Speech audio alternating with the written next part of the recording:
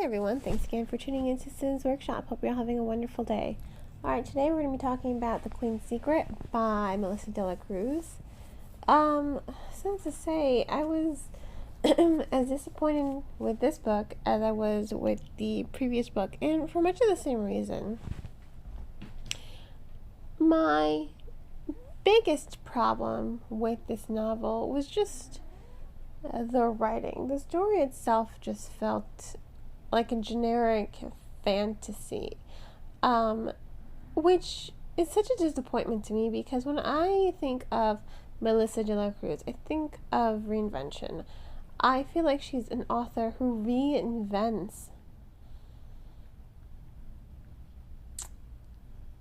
whatever genre she's writing. I mean, a perfect example for me would be her Blue Blood series. She does an interesting take on vampires and vampirism, which I've never seen before. And I think she did a fantastic job with reinventing vampires and even witches. I didn't get to finish reading the spin-off series, which is of East End, unfortunately. But I think she did a really good job with her reinvention. I think she did an excellent job with her storytelling with those two series. Those are the two that come to mind when it comes to Melissa De La Cruz. With the Queen's Secret series, I felt like it was just very generic. Again, nothing stood out to me as far as the storytelling went. It was just another fantasy. It was somewhat predictable, and I'll get to that in a second. And the characters, they don't really shine a lot, much like with the first book. I will say this, one improvement De La Cruz made with this book was with the dynamics between Caledon and Shadow, also known as Lilac. And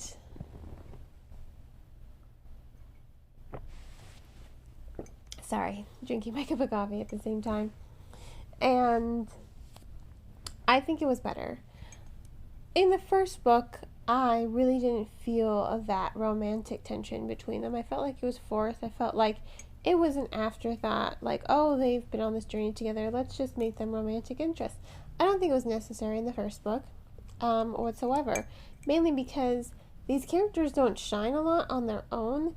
They need to be talking in order to shine. Now, that's kind of the same with this book. However, I found that the romantic part of their relationship was more defined. It was more definitive. It led to greater tension within the characters, which allow those moments when they're bickering and argument to really bring out who they are. Granted, it pissed me off a little bit. Why? Because I just want to smack them and be like, oh my god, will you just talk to one another? You're not talking to one another. You're just keeping everything bottled in, and you're letting your insecurities get the better of you instead of actually communicating with the other person. That's like all their conversations. Granted, they don't have a perfect relationship. The reason being, she is married to a king. It's a purely political marriage. They've never once consummated their marriage. As far as anyone knows, they have.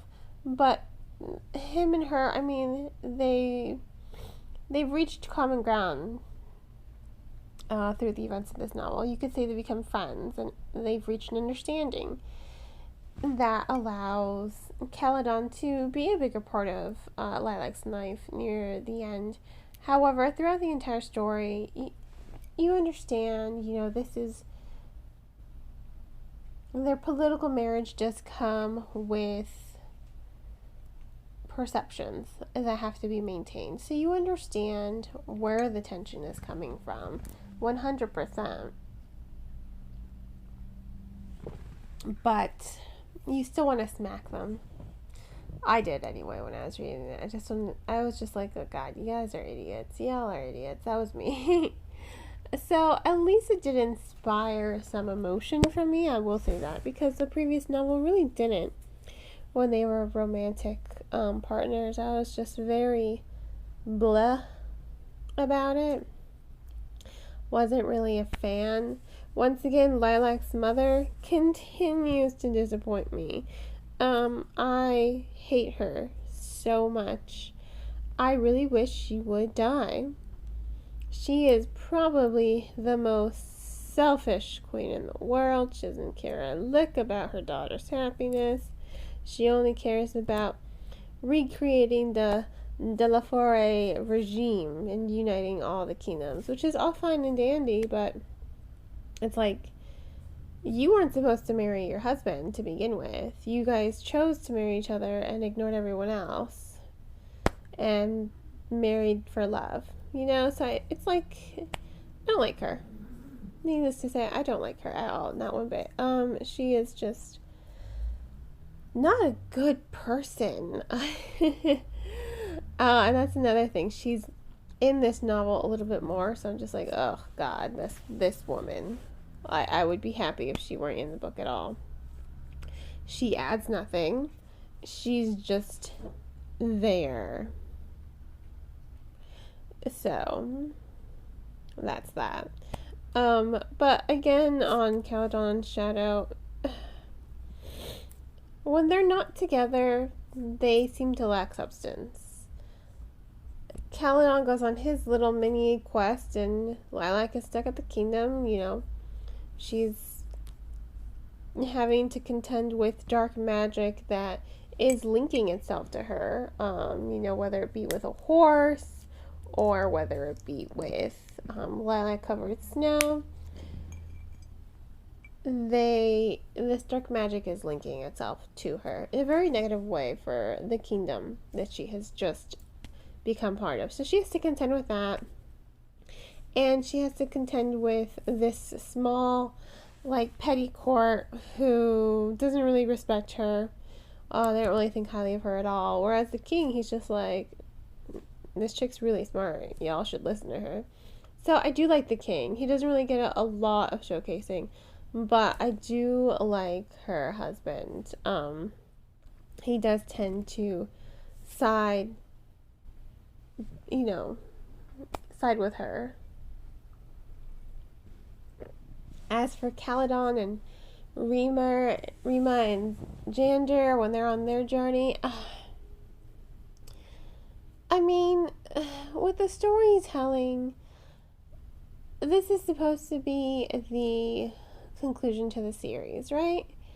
And I felt like it was rushed. Because Caledon's on this journey, and you're kind of wondering, okay, where are we going with this? Because I'm already 85% done with this book. Don't need to get back to the castle. They do get back to the castle, and I'm like, okay, what's happening? That's where I was when I was reading. I'm like, okay, we're running out of space in this book. I kind of need you to come to this conclusion a little bit faster. So I felt like much of the plot was dragged out, which kind of sucked because that ending was very anticlimactic. I was like, oh, that's it?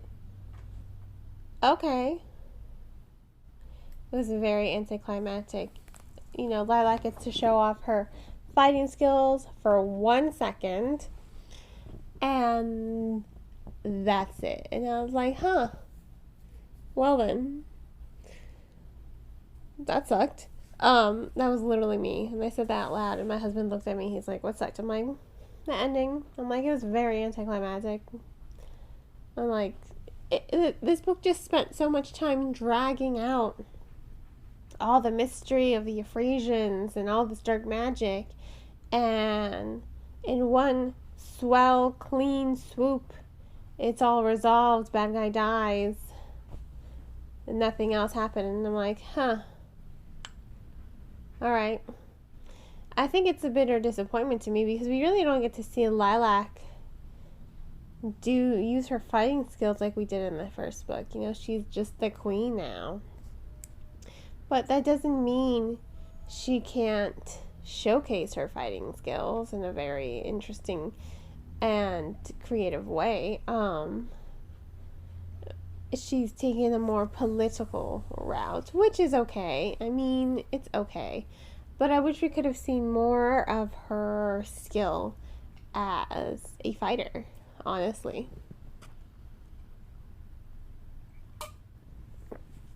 That is where I'm at here. So, The Queen's Secret was just very underwhelming for me. It suffers much of the same problems as the first novel. I just didn't feel like it connected with me at all. I felt like it was very generic. I feel like these characters continue to just lack substance and passion. That's it. The story lacks passion. That's why it doesn't feel like Melissa de la Cruz. Honestly, it feels more like they decided, hey, we're just gonna ghostwrite this story.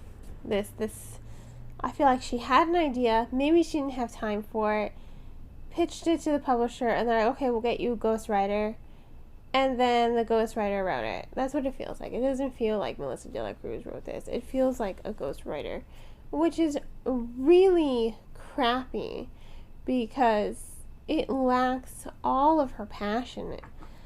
I'm not saying that that's the fact. That's just how it feels to me. It feels like a ghostwriter wrote this and not Melissa de la Cruz because it's very generic. It lacks passion. It lacks strong characterization, memorable characterization. It just doesn't feel like her story, and it doesn't feel like her, which is probably why I wasn't able to connect to it. Because I'm reading it, I'm like, this can't possibly be Melissa de la Cruz. This can't possibly be her, because I loved her writing style. And now I'm just like, ugh, whatever, okay. It just is what it is, I guess. But anyway, I'm gonna go ahead and give The Queen's Secret 3 out of 5 stars. It's not terrible, it's not terrible.